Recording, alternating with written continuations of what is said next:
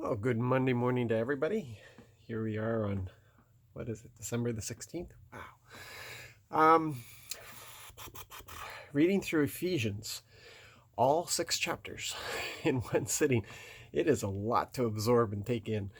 And obviously we can't. So there's certain things that get highlighted as we read through it. The Holy Spirit highlights things and causes them to stand out. And that's what we're supposed to listen to as we do, as we're reading through the Bible in a year, is we're just listening for the things the Holy Spirit is highlighting, because it's just way too much to take in.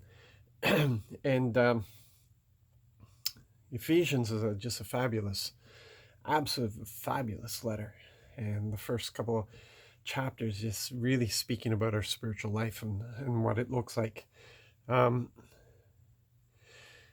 But the thing that stands out for me is actually something we've talked about in the past recently, and it came out of our look at James when we were looking at faith. And the fact is, in the world, the church kind of patterns itself after the world in some of these things concerning business, and it's not recent. It goes back a very long time. But we believe in training people, equipping people before we send them out. And what we're reading here is it's actually the opposite. That as we send people out, they get equipped. And it's not so much equipping, because everything that we need has been deposited in us. And so it's more of the releasing and the revealing of these things. It's a revelatory knowledge. A revelatory knowledge is a living knowledge. It's given to us. We can read it, but it's not the same thing as a revelatory when it becomes part of us. So these things are in us, and they get released to be part of us, part of just part of the way we think, the way we act. It just governs everything in us. And so Paul is saying that as we step out in faith, then these things are released in us. And it's backwards. It's backwards to how we've been doing everything in the church, where we put people through training schools. We make them apprentices. We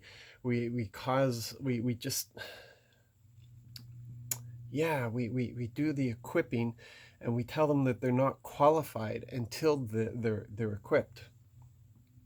Once they're equipped, once we consider them equipped according to our standards, then we have a commissioning and a releasing, a sending out. But the equipping of the Lord looks so much different. And it's Him who qualifies us. No man qualifies us. He has qualified us. He has called us. And in calling us, He has qualified us. And in calling us and sending us out before we're equipped, He promises to do the equipping. And then it's a life of faith. And faith draws us into a deeper relationship with Him. And everything is happening through faith. And it's not a blind faith; it's an absolute assurance that these things that He's called us to, that He is equipping us for, and as we need it, it's released in us. This is the life that we have. It's brinkmanship. I don't know if I can use that word, but it's really living on the brink, and where we don't know what tomorrow's going to hold. We don't know what words to speak as we get called into meetings. We don't know how to deal with this problem or that problem. But as we face it, we are given the wisdom for it. And this is the life that we're supposed to have. It's this that keeps us alive. It keeps us vibrant. It keeps us on the edge all the time. It keeps a relationship fresh and renewed every day when we're dependent upon Him. But we live in a world where we want to serve Him in our comfort. We want to serve Him in what we know. We want to serve Him in what we can do.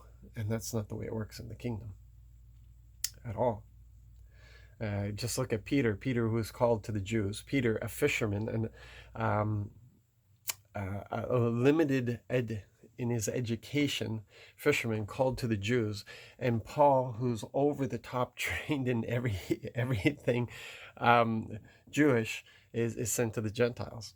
I mean, I'm just pulling that out as an example. We could go throughout history and pull out millions of examples of people who are called into the things that they're probably the least comfortable with, because in our weakness, he shows his strength. And that's where he wants us to be, where we are in a place of dependence on him. I don't even want to consider that, because, that's scary for me. That is scary for me, to be called into a place where I'm not comfortable all the time. I like being comfortable. I like doing what I'm good at. I like doing the things that I can do with boldness. But the boldness that we're supposed to have is not a boldness in our abilities. It's our boldness in who he is. It's the boldness of faith. It's the boldness of proving that what he has promised us is true. It's that boldness. It's that moving forward in him and not in ourselves.